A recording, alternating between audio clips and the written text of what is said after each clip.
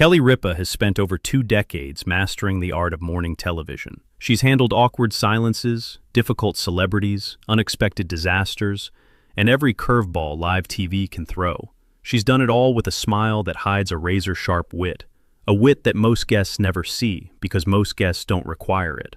But on a Tuesday morning in March, Prince Harry walked onto her set with an attitude that demanded the full Kelly Ripa experience. He came expecting deference. He came expecting softballs. He came expecting that his title would shield him from the kind of scrutiny ordinary mortals face. He was wrong. Within 30 minutes, Kelly Ripa would deliver a masterclass in how to handle an entitled guest, landing comeback after devastating comeback, while her husband Mark backed her up with the precision of a well-trained tag team. By the time Harry ripped off his microphone and stormed off the set, he'd been verbally dismantled on live television. Before we dive into this incredible story, make sure you hit subscribe and smash that like button. Now, let's get into what really happened that morning. The familiar opening music of Live with Kelly and Mark filled the studio as the audience clapped enthusiastically.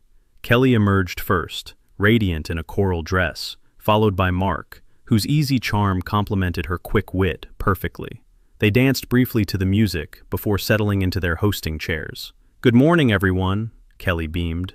"We have an incredible show today. Seriously, Mark, I've been looking forward to this all week." Mark nodded warmly. "Our guest needs no introduction, though he's certainly provided many of his own over the years. He's a prince, a podcaster, a memoirist. Please welcome Prince Harry." The audience erupted in applause as Harry emerged from backstage. His smile was wide but didn't quite reach his eyes. The expression of someone who'd already decided this would be a performance rather than a conversation. He settled onto the guest's sofa with the posture of someone granting an audience rather than joining one.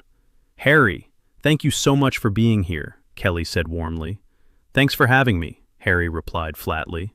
"So," Kelly began, "you've been living in California for a few years now. How are you finding it?" Harry tilted his head with a slight smirk. "I don't really define myself by geography, Kelly. That's very American, isn't it?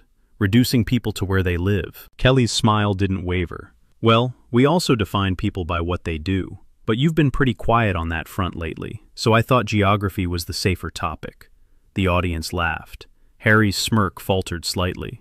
Mark jumped in smoothly. "Speaking of what you do, you've been working with your foundation, mental health advocacy, veterans issues. How's that going?"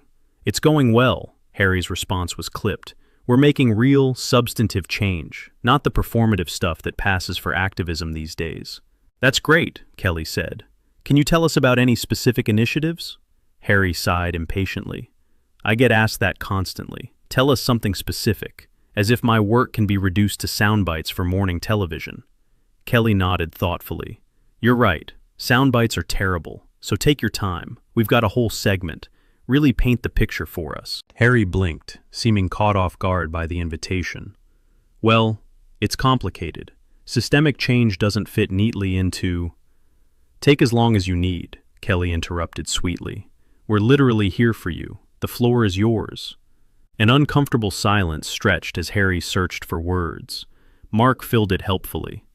"You know, most guests love this part, the chance to really explain their passion projects without time pressure." The work speaks for itself," Harry finally managed. Kelly smiled brightly. "Does it? Because I actually tried to research your foundation before today, and the website was mostly photos and mission statements. Very little about actual programs or measurable outcomes. We don't publicize everything we do."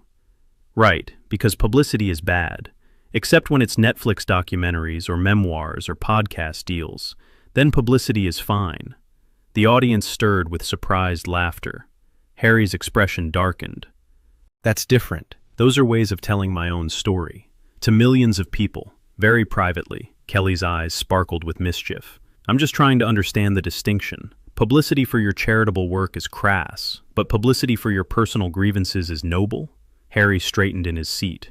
"You're twisting my words." "I'm using your words. There's a difference." "Mark, am I twisting?" Mark shook his head solemnly.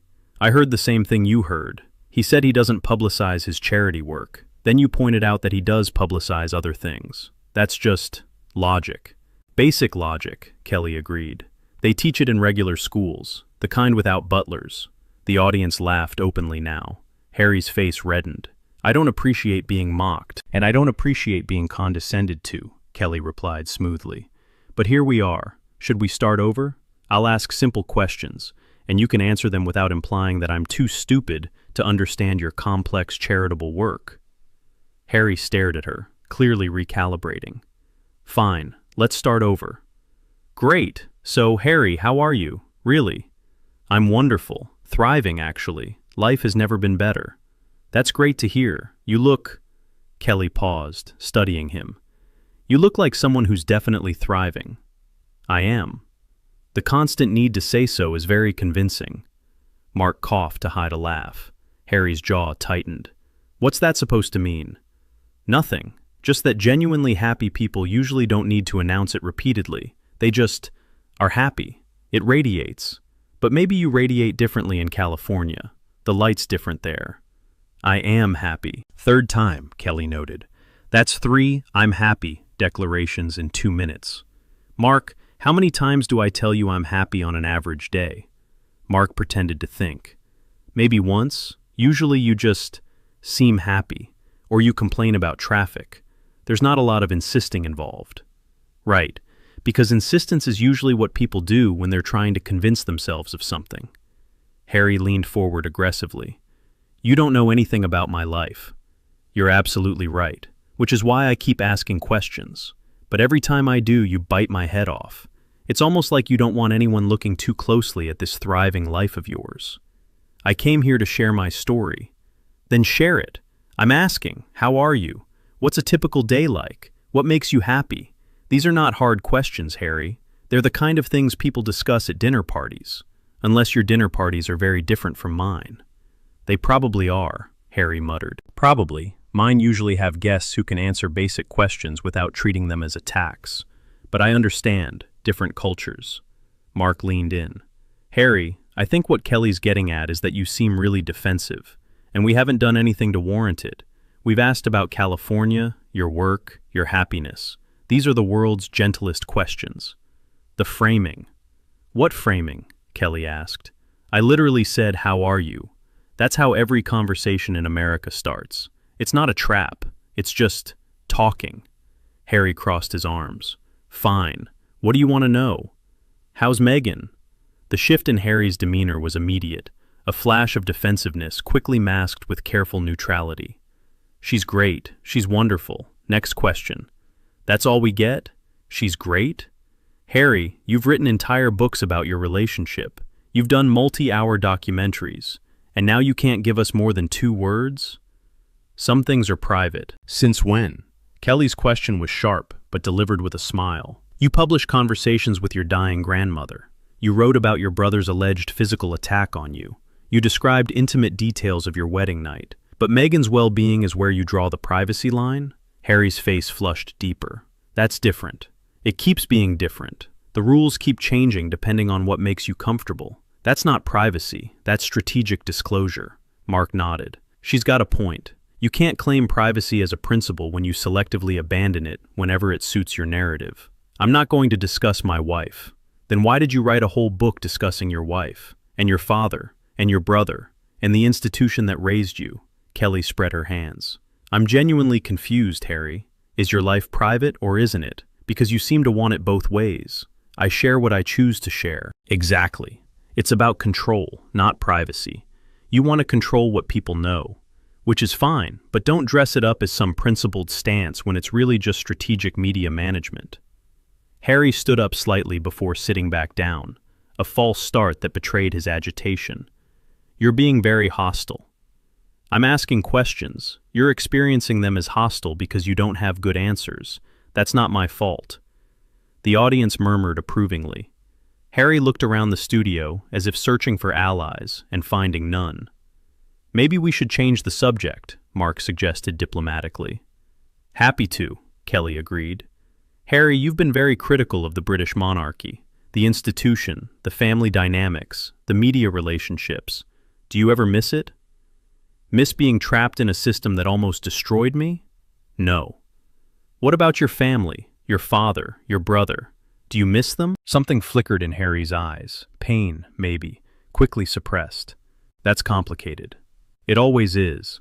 But you've made it more complicated, haven't you? By making private disputes public? I had no choice. You had many choices. You could have worked things out privately. You could have stayed silent. You could have left without burning bridges.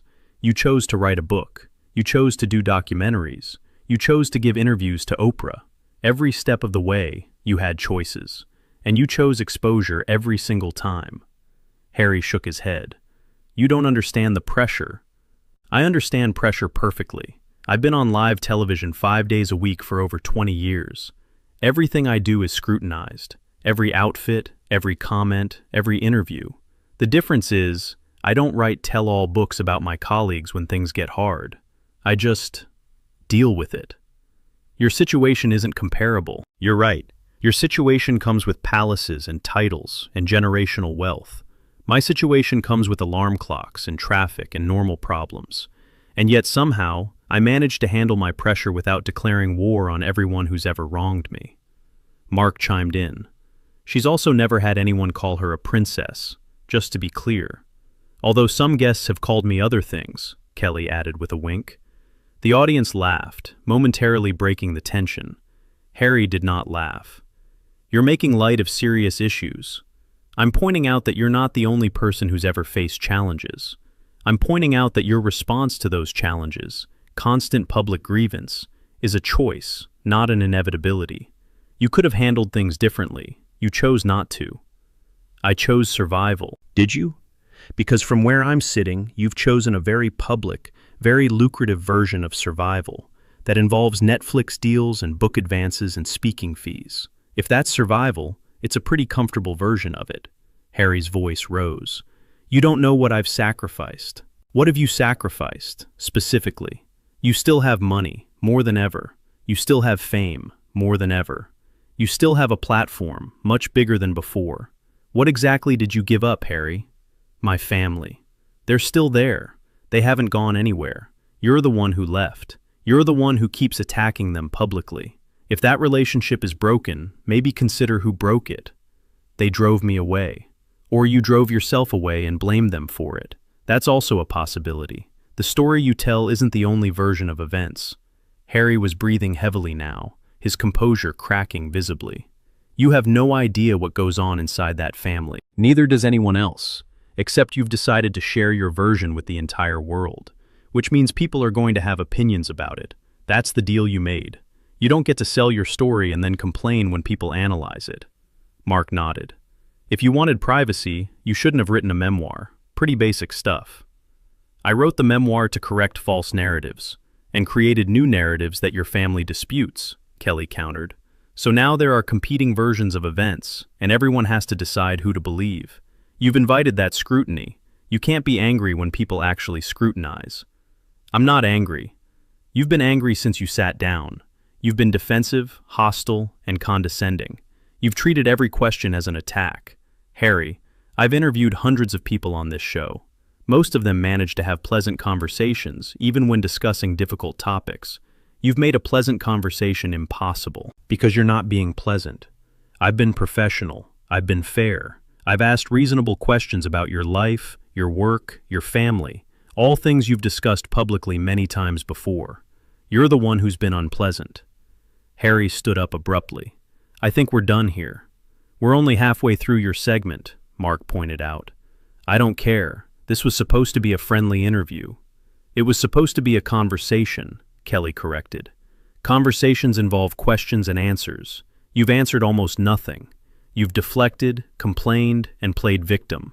That's not a conversation. That's a filibuster. I'm not playing victim. Harry, you've spent the last 20 minutes complaining about how hard your life is, how you were trapped, how you were pressured, how you were mistreated. At some point, explaining your perspective becomes playing victim, and you crossed that line about 15 minutes ago. I'm just telling the truth. You're telling your truth, your subjective, selective, strategically curated version of events. That's not the same as objective truth, and you seem genuinely incapable of recognizing the difference. Harry pointed at her, his hand shaking slightly. You're just like all the rest, pretending to be sympathetic while actually looking for ways to tear me down. I haven't torn you down. You've torn yourself down. Every answer you've given has made you look worse. And that's not my doing, it's yours. This interview is over. Running away when things get hard. There's that pattern again. Harry froze mid-movement, stung by the observation. I'm not running. You're literally walking toward the exit in the middle of a conversation because you didn't like the questions. What would you call that? Self-preservation. I'd call it fragility. I'd call it the behavior of someone who spent so long being protected from criticism that he can't handle even gentle pushback. I'd call it proof that maybe, just maybe, you're not as thriving as you claim to be. Harry's face contorted with barely suppressed rage.